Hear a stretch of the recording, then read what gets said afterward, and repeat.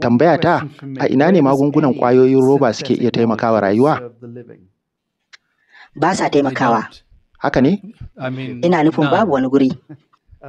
Kenan nayi daidai in na bijiro da ma'anar maganin na nufin wani abu ne da ke ɗauke da ƙwayoyin roba a wasu lokutan, wadda aka yi wa rijistar haƙƙin mallaka kuma aka sa shi a kasuwa a matsayin magani. Tabbas daidai ne.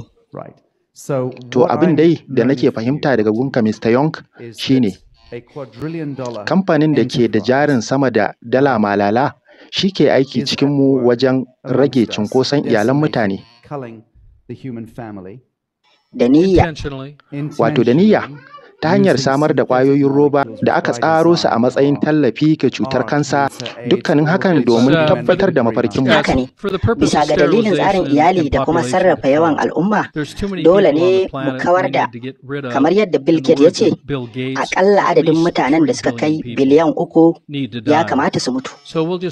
Don haka, za mu faro daga nahiyar Afirka.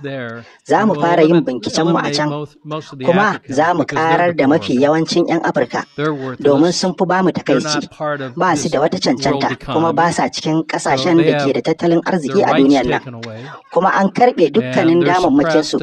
Sa'an nan su ake dannewa hakkinsu, har ma ake gwaje-gwajen cututtuka a kansu. To su hukumomi da ma ƙungiyoyin kula da lafiya da ake ganin su a matsayin mahukunta kuma hukumomi, kamar ana amfani da su ne a matsayin makami. Sannan su bayyana a har ila yau na yi amfani da kalmar bayyana ne a shawarce, domin a nan ba wai muna gudanar da shari'a ba ne, muna karɓar bayanan shaida ne daga bakin ƙwararru. Hakan na nufin kamar an makamantar da su ne a bayyane, kuma suna gudanar da ayyukan da ya ci karo da damar rayuwar maza da matan da ke duniyan nan.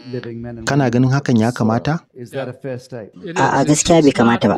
Wannan mataki ba za a kira shi da yaƙi ta hanyar ƙwayoyin cuta ba, sai dai yaƙi ne da aka shirya shi bisa ga amfani da guba, kuma suna amfani da fasahar sinadarai ne wajen yaƙar mu duka.